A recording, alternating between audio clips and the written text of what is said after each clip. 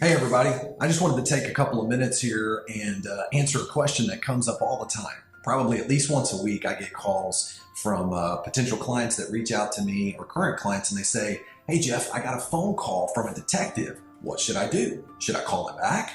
What exactly should I say? Well, in this video, I want to explain the real reason why the detective would call someone, why they would potentially call you, and why they would want to meet up with you. And it's not exactly what you might think it is. So, and how and it'll profoundly affect whether or not someone will end up either being arrested or charged with a crime. Now, a lot of people say, well, what if I didn't do anything wrong? What if the only reason why this detective's calling me is because someone else is lying on me and they're trying to get me in trouble? We'll talk about all of those things, and if you stick around until the end of the video, I will give you a free resource, what to do if you have been charged with a crime in Texas. And don't forget, listen, if you like this content and you like the value you receive from it in terms of knowledge of criminal law and what your options may be, don't forget to subscribe to our YouTube channel right below here. Subscribe to our YouTube channel for more great content in the future. All right, now let's jump right into it. It happens all the time. Hundreds of people in the state of Texas right now are likely getting phone calls from a detective wanting them to come down and talk to them to possibly investigate a crime.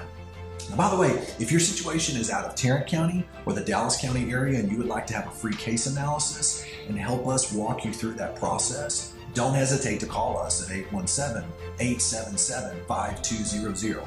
Don't hesitate to call the Hampton Law Firm at 817-877-5200. If not, let's discuss what options there might be. I'm going to use this as an example. I had a client that called me not that long ago. It was actually a potential client. And he was literally on the doorstep about to walk in to meet with a detective. And he said, Jeff, look, I got this phone call from a detective. I didn't do anything wrong. What if I just go in and I'll just tell him the truth about what happened? I mean, if the truth's on my side, I've got nothing to lose. I'll be okay, right? Immediately, I told him, I said, hold on. Don't just walk in there and do this. I said, if you do that, you need to be aware of the risk that you're taking if you go in there.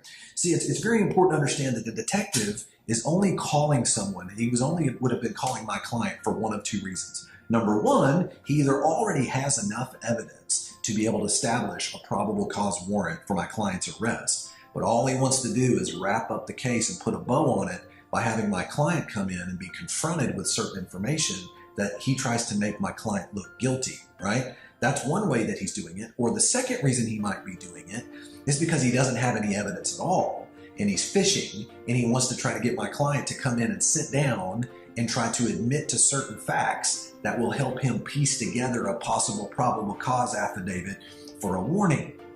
For a probable cause affidavit for an arrest warrant.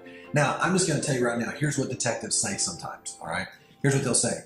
Hey, buddy, listen, I just wanted to touch base with you and see, I got one side of the story already, but I didn't get the other side. I didn't get your side. Why don't we just get together, just sit down and tell me what happened, and I'll tell you what, we'll just move on with our lives. Now, I'm so glad that my client didn't go do this, because if he had done that, he would have been in for a rude awakening, because that's not at all what the detective would have done. The detective would never have allowed my client to just come in and give his side of the story. Instead, detectives are trained to subject people to an interrogation. So what do we mean by that? Well, you go in there and you expect to tell your side of the story, my client would have never been able to do so. The detective would have cut him off, started presenting him with certain information to see what his reaction would have been, and he's trained to interrogate any potential witness to try to make, the detective's trying to make his theory of the case look more credible. Now, and I explained to my client, I said, so you're innocent.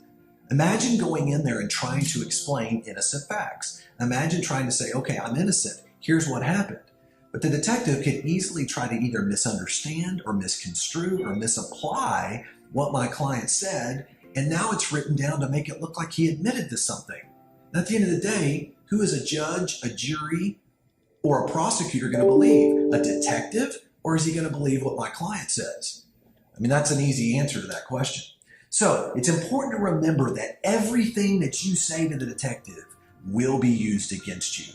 Everything. And I told my client that. Be aware of that. It's so very important. The detective is looking to find anything that he can to put together a finger that he can point at someone for an arrest.